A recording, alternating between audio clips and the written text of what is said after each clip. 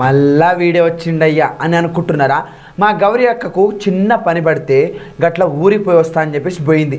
మరి ఇక తిరిగే రాలేదు. ఎన్నడు వస్తుందో ఏమో. అప్పటి వరకు ఎవరు చెప్పాలా? నేను చెప్పాలి కదా. అందుకనే చట్పట్ చెప్పడానికి ముందుకు వస్తుండా. సరే కానీ మొదలు పెడదామా? చట్ పాట్ ముచ్చట్లు.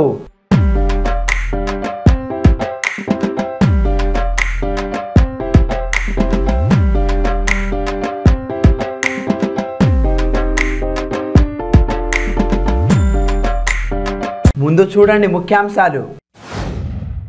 తెలంగాణలో కళ్యాణ లక్ష్మి పథకం ఆదుకుంటున్నారంట కట్నం. కేపాలు తీరుస్తారంట కష్టం. తీరవచ్చున బాధలు. పాపిష్టు సారు ఇక చూసుకోవాలి మీరు.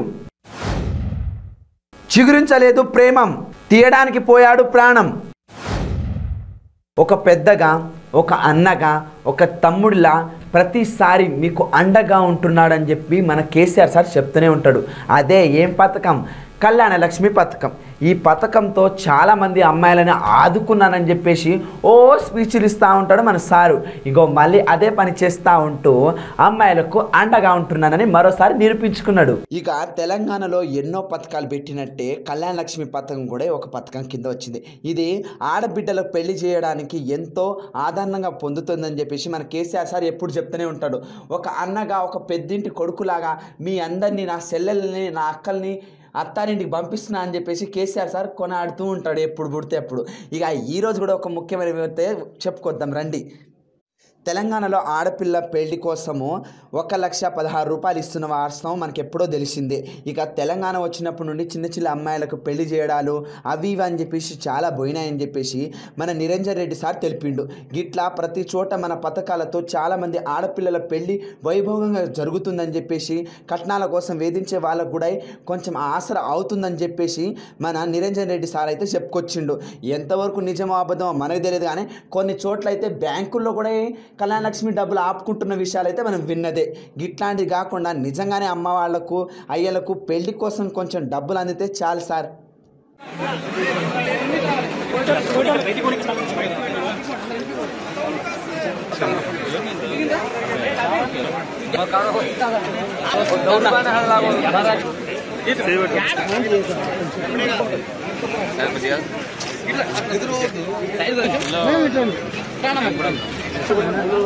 రైట్ రామ్మా,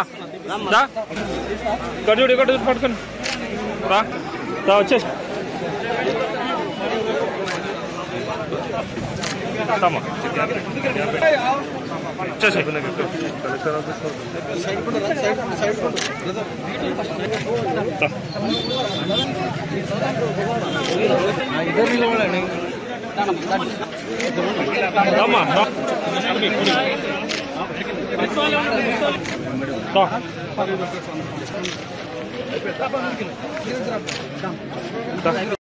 కళ్యాణ లక్ష్మి తీసుకురావడం జరిగింది. ఇది చాలా సంతృప్తినిస్తున్నటువంటిది, పేదవర్గాలకు అండగా ఉంటున్నటువంటిది, అన్నిటికీ మించి ఒక సామాజిక రుగ్మతను రూపుమాపడానికి ఒక బలమైన ఆయుధంగా పనికొస్తున్నటువంటిది కళ్యాణ లక్ష్మి. కళ్ళారా మనం చూస్తున్నాం. ప్రతి నెల, ప్రతి వారం, ప్రతి నెల వరుస పెట్టి కళ్యాణ లక్ష్మి ఏవి కూడా ఆపట్లేదు. సంక్షేమానికి సంబంధించినటువంటి పెన్షన్లు కానీ, కళ్యాణ లక్ష్మి కానీ, షాదీ ముబారక్ కానీ, కేసీఆర్ కిట్ కానీ, రైతు బంధు కానీ, రాష్ట్ర ప్రభుత్వం ద్వారా ప్రజలకు మేలు జరిగేటువంటి, ఆర్థికంగా వాళ్ళకు ప్రయోజనం కలిగేటువంటి ఏ ఒక్క పథకానికి సంబంధించిన డబ్బులు కూడా, అది కరోనా కష్టకాలం కానీ, కేంద్ర ప్రభుత్వం, రాష్ట్ర ప్రభుత్వం కాళ్లలో కట్టెలు పెట్టి ఆటంకపరిచేటువంటి పని కానీ, ఏది జరిగినా ఇవేవి ఆగకుండా ప్రజలకు అందిస్తున్నటువంటి ఏకైక ప్రభుత్వం ఇవాళ భారతదేశంలో కేసీఆర్ ప్రభుత్వం. ఈ ఒక్కరోజే సుమారు 350 కళ్యాణ లక్ష్మి చెక్కులను నేను పంపిణీ చేసిన. అదేవిధంగా 240 పైచీలకు ముఖ్యమంత్రి సహాయ నిధి, అనేక మంది క్షతగాత్రులు, రోగగ్రస్తులైనటువంటి వాళ్ళకు ముఖ్యమంత్రి సహాయ నిధి ద్వారా చెక్కులు తీసుకుని వచ్చి వాళ్ళకు కూడా పంపిణీ చేయడం జరిగింది. ఎప్పుడు ఇటువంటి కార్యక్రమం ఉన్నా ఒక సహపంక్తి భోజనాన్ని ఏర్పాటు చేసి ప్రజల మధ్యలో ఒక ఏకీభావం ఉండాలి, ఐక్యమత్య భావన ఉండాలి, సమభావం పెంపొందించాలనేటువంటి దృక్పథంతో ఇక్కడ సామూహిక భోజనాలు అనేటువంటివి ఆది నుంచి గత 8 ఏళ్ళుగా నేను దాన్ని అమలుపరుస్తూ వస్తున్నాను. ప్రజలు కూడా చాలా సంతోషంగా ఉన్నారు. వాళ్ళ కలిగిన దాంట్లో ఇంకోటి పెట్టాలనేటువంటి ఒక భావన, ఒక స్ఫూర్తి కూడా ఇందులో గోచరిస్తుంది. అందుకే ఒక ప్రయోజనం, ఒక పని చేస్తే ఒక ప్రయోజనం ఉండాలి. ఆ ప్రయోజనం ప్రజలకు సంబంధించింది అయి ఉండాలి. అది మా ఆలోచన. మా ఇంటి పక్కన ఉన్న మోరి అయితే ఆ మాట అంటే నీళ్ళు బయటకు వచ్చేస్తుంది. దాన్ని మంచిగా చేయాలి సారు. నాకు డబుల్ బెడ్రూమే రావట్లేదు సారు. ఎన్నిసార్లు దరఖాస్తు ఇచ్చినా రావట్లేదు. ఇక నాకు పింఛనా, మా అమ్మకైతే అసలు పింఛనే రావట్లేదు. ఏం చేయాలో అర్థం కావట్లేదు. అయ్యో, ఇన్ని సమస్యలు ఉంటే ఎవరికి చెప్పుకోవాలా అని మీరు బాధపడుతున్నారా? ఇగో ఈసారికి చెప్తే అన్ని సమస్యలు పోతాయి. ఇక తెలంగాణలో ఎలాంటి సమస్య ఉన్నా వాళ్ళ దగ్గరకు వీళ్ళ దగ్గరకు ఎమ్మెల్యే దగ్గర పోవాల్సిన అవసరమే లేదు. ఒక్కరి దగ్గర పోతే చాలు అన్ని సమస్యలు తీరుతాయి. ఎవరా ఒక్కరు మేము పోతాం తొందరగా అంటున్నారు. ఎవరు? మన కేపాల్ సారు. ఇక్కడ నుండంట ఆయన ఇంటి దగ్గరే 4 గంటల నుండి 6 గంటల వరకు ఎవరు వచ్చి వాళ్ళ సమస్యలు చెప్పుకున్నా నేను తీరుస్తా అని చెప్పేసి సార్ చెప్పుకొచ్చిండు. అబ్బా, ఇప్పుడు నుండి అయితే కొన్ని కష్టాలు పోయేలాగే ఉంది కదా మనకు. ఇక కేపాల్ సార్ అంట యాదాద్రి భువనగిరి జిల్లాలో మన కేపాల్ సార్ చెప్పుకొచ్చిండు. మరి ఎలాంటి సమస్య ఉన్నా కేపాల్ సార్ దగ్గర పోయి సమస్యలు అయితే చెప్పిరండి. సార్ తీరుస్తాడో లేదో ఆ తర్వాత. మునుగోడు అభివృద్ధి చేసి దేశానికి మాదిరిగా నిలబడదాం, రాజకీయ నాయకులకు చూపిద్దాం. అభివృద్ధి అంటే కేఏపాల్. మీకు ఉద్యోగాలు కావాలా? మీకు అభివృద్ధి కావాలా? మీకు హాస్పిటల్ కావాలా? Super speciality hospital. ప్రతి నిరుద్యోగికి ఉద్యోగాలు కావాలా? కంపెనీలు కావాలా? రోడ్లో వేయలేకపోయారు. అభివృద్ధి చేసుకోండి, మీ క్యాండిడేట్ మీరు నిలబెట్టుకోండి, బాయ్ బాయ్ చెప్పండి ఈ రాజకీయ నాయకులకి. Thank you very much. 001-310-634-5084కి వాట్సాప్ గ్రూపులు క్రియేట్ చేసి 500 మందిని చేర్చండి. ప్రతి మండలంలో, ప్రతి గ్రామంలో మీరు మాదిరిగా నల్గొండ టు నేషన్స్ అని మునుగోడే మాదిరిగా ఉంటే దేశ రాజకీయ ప్రజలకి నాయకులకి బుద్ధి చెప్పే బాధ్యత దేవుడు మీకు ఇచ్చాడు. వాడుకుంటారా?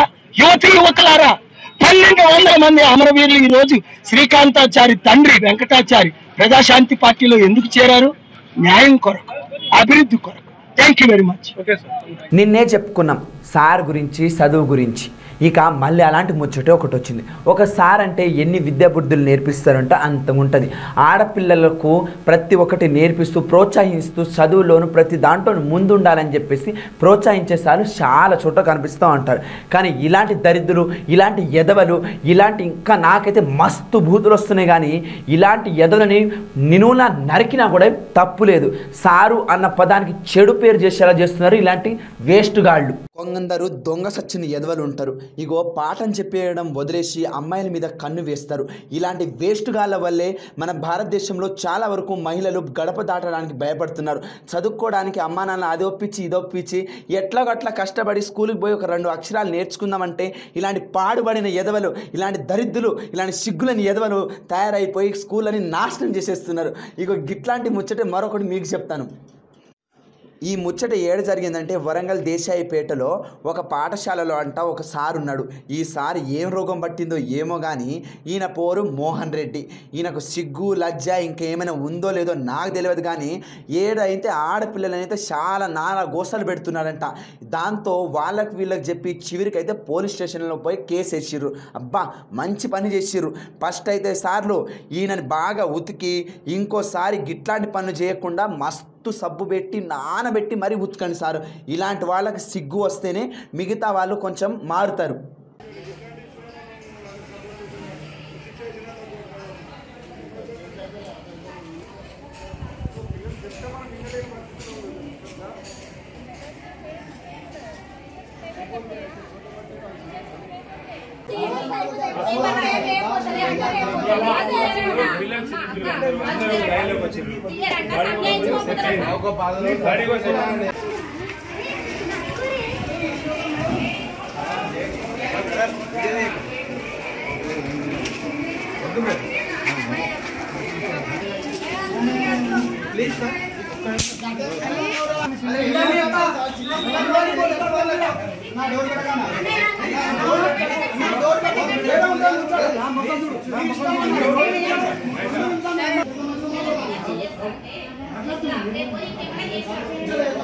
ఇక బస్ స్టాండ్లోను, బళ్ళలోను, సినిమా హాల్లోను ఎక్కువగా మనం చూసేది ప్రేమికులని.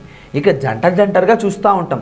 కొన్ని చోట్ల ఏం జరుగుతూ ఉంటుందంటే అబ్బాయికేమో అమ్మాయి ఇష్టం ఉన్నా అమ్మాయికి అబ్బాయి ఇష్టం ఉండడు. ఇలాంటి కథలు చాలా చుట్ట అదే వన్ సైడ్ లవ్ అనుకుంటూ ఉంటారు కదా, గట్లాంటిది. కానీ కొన్ని చోట్ల ఇగో గిట్ల కూడా జరుగుతున్నాయి. ప్రేమిస్తే ఒక పాపం, ప్రేమించకపోతే ఒక పాపం. ఇక్కడ ప్రేమ అనే పదం కోసం చాలామంది ప్రాణం ఇస్తారు అని వింటూ ఉంటాం. కానీ ఇట్లా అమ్మాయిల మీద ప్రాణం తీసే వాళ్ళు కూడా మన సమాజంలో రోజు రోజు పెరుగుతున్నారని చెప్పేసి ఉదాహరణగా మనం ఇక్కడ తీసుకోవచ్చు. అయితే నల్లగొండ పట్టణంలో అంట రోహిత్ అనే అబ్బాయి 6 నెలలుగా ఒక అమ్మాయిని ప్రేమిస్తున్నాడంట. అయితే ఆ అమ్మాయి అయితే ఈ అబ్బాయిని మాత్రం ప్రేమించట్లేదంట. అయితే ఎన్నిసార్లు ప్రేమ అని అమ్మాయి చుట్టూ తిరిగినా ఆ అమ్మాయి ఒప్పుకోకపోవడంతోనే మోరత్ అనే పండగ వస్తుంది కదా మనకు, అప్పుడప్పుడు పండగల సెలవులు ఇస్తూ ఉంటారు. ఆడ ఈడ ఫ్రెండ్స్ని తీసుకొని పోతూ ఉంటాము. అయితే ఈ అమ్మాయి కూడా వాళ్ళ ఫ్రెండ్స్ని తీసుకొని పార్కుకు పోయిందంట. పార్కుకు పోయిన ప్రతి క్షణము ఆడ ఈడ కనిపిస్తూ మాట అంటే తలకాయ తింటున్నాడంట. ప్రేమ అని వెనకపడుతుంటే ఇది ఏంది అసలు కథ అని చెప్పేసి అమ్మాయి కొంచెం కోప్పడడంతో ఆ అమ్మాయి మీద కత్తి తీసి కడుపు మీద, చేతి మీద, కాళ్ళ మీద, మొహం మీద కత్తితో దాడి చేశాడంట. తీవ్ర గాయాలతో పాటపడుతున్న అక్కడ అమ్మాయిని అటు వాళ్ళు ఇటు వాళ్ళు చూసి కొంచెం ఆపేసి హాస్పిటల్కి తీసుకెళ్ళిరంట. ఇట్లాంటి ఘోరాలు ఎన్ని చూడాలి, ఏం చేయాలి? ఇప్పటికే చదువు కోసం నానా కష్టాలు పడి అమ్మ వాళ్ళని నాయన వాళ్ళని ఒప్పించి బయటకు వస్తున్న అమ్మాయిలకు ప్రేమ అన్న దాంతో ఇట్లా వేధిస్తే ఎట్లా న్యాయం చెప్పండి? రాబోయే రోజుల్లో ఆడపిల్ల బయటకు వచ్చి బతకాలంటే ఏందో అసలు అర్థం కావట్లేదు. ఇప్పటికే 75 సంవత్సరాలు మన స్వాతంత్రం వచ్చి అంటున్నారు. ఆనాడు గాంధీ గారు ఏ రోజైతే అమ్మాయి రాత్రి 12ంటికి బయటకు వస్తుందో అప్పుడు స్వాతంత్రం వస్తుంది అంటారు. కానీ పగటి పూటే ఇట్లాంటి ఘోరాలు జరుగుతుంటే ఇక్కడ ఎక్కడ స్వాతంత్రం వచ్చిందో ఏమో మీరే ఆలోచించాలా.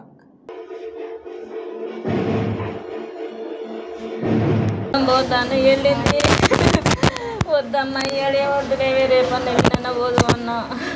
ఇంకా అంతే, నేను పోతా మమ్మీ పోతా రోజు అట్లనే అంటున్నావు అని అన్నది. ఇంకా అంతే పోయింది. మరి ఫోన్ గీన్ ఏమైనా చేసిందా? నాకు ఏం చేయలేదు ఫోను. నాకు మా ఇంటి పక్కన అన్న వదిన ఇట్లా అయిందంటే నా వేకేనా వచ్చిండు. నాకు ఏం చెప్పలేదు. చేసిన ఆయన ఎవరు పక్కన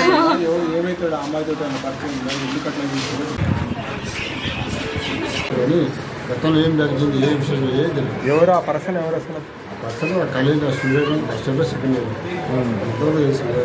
అమ్మాయి తెచ్చుకోవాలి ఎక్కడి వ్యక్తి అతను? ఎందుకంటే ఆ వ్యక్తి ఎవరు? ఎక్కడి వ్యక్తి అతను? ఆ వ్యక్తి కూడా చూడలేదు, ఎవరు తెలియదు. ఏమన్నా ఇప్పుడు వచ్చి జస్ట్ అమ్మాయి ఒక్కరు మా ఇంటికి వచ్చి వెళ్ళిపోయింది. వాళ్ళ అమ్మాయి తోటి పోతుందని చెప్పేస్తే ఓపెన్ వాళ్ళ షాప్స్. ఏ ఆటలోనైనా గెలిచిన పోరగాళ్లకు బహుమతులు ఇవ్వడం మాత్రం ప్రత్యేకంగా జరుగుతూనే ఉంటుంది. కానీ కరాటేలో మాత్రము ఆడ ఈడ ఇస్తారు. కానీ గిట్లా పిలిచి చిన్న పోరాళ్ళ నుండి మొదలు పెడితే ప్రతి ఒక్కరికి మాత్రం గిఫ్ట్లు అయితే అదిరిపోయేలా ఇచ్చిర్రు. మరి మీరు కూడా చూసిరండి. ఇటీవలే సుమంగళి గార్డెన్ మేడ్చల్ హైదరాబాద్లో Kyo Japan karate association chief organiser Sai Kumar ఆధ్వర్యంలో జాతీయ కరాటే స్థాయి పోటీలను నిర్వహించిరుల్లా. మెట్పల్లి పట్టణ కేంద్రానికి చెందిన కరాటే అసోసియేషన్ నుండి 46 మంది విద్యార్థులను ఎంపిక చేసిరంట. పోటీల్లో ప్రథమ స్థానంలో బంగారు పథకాలు ఇచ్చిరంట. ప్రథమ స్థానంలో గెలిచిన వారు 9 మంది అంట, ద్వితీయ స్థానంలో 12 మంది అంట, తృతీయ స్థానంలో 11 మంది అంట. పోటీలో గెలిచిన వాళ్ళని మెట్పల్లి డీఎస్పీ సిఐ అభినందించారంట. విద్యార్థుల గెలుపునకు కృషి చేసిన కరాటే మాస్టర్లు ప్రవీణ్ కుమార్ను, వంశీనాయుడును సన్మానించి అభినందించారంట. ఈ కార్యక్రమంలో ప్రధాన శిక్షకులు మాస్టర్ ప్రవీణ్ అంట, మండల ప్రధాన శిక్షకులు మాస్టర్ వంశీనాయుడు అంట, విద్యార్థులు, తల్లిదండ్రులు తదితరులు పాల్గొన్నారంట.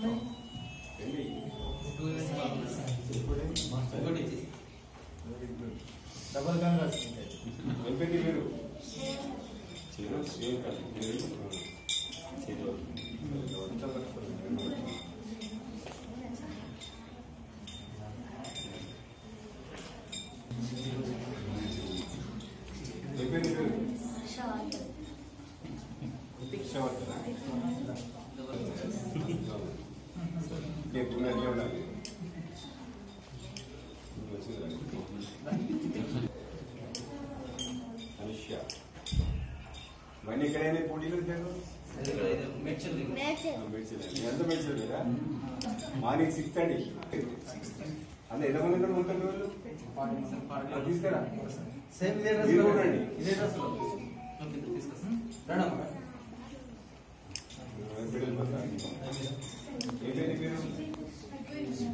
ఇంకొకరు తీసుకున్నా ఉందా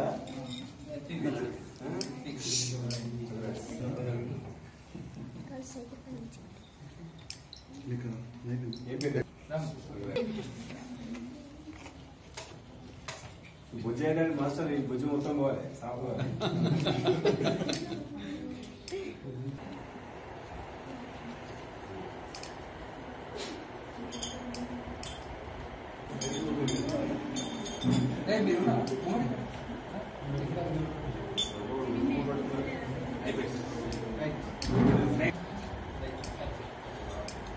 सूर्या इंको बेल्ट दिया इंको बेल्ट इसको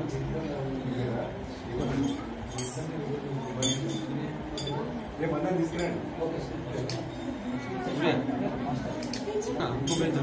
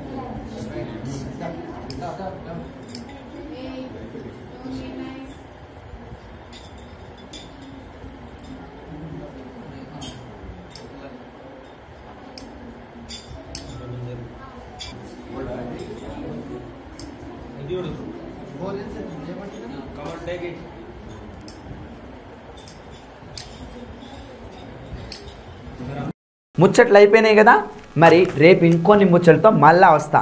అప్పటి వరకు సెలవు.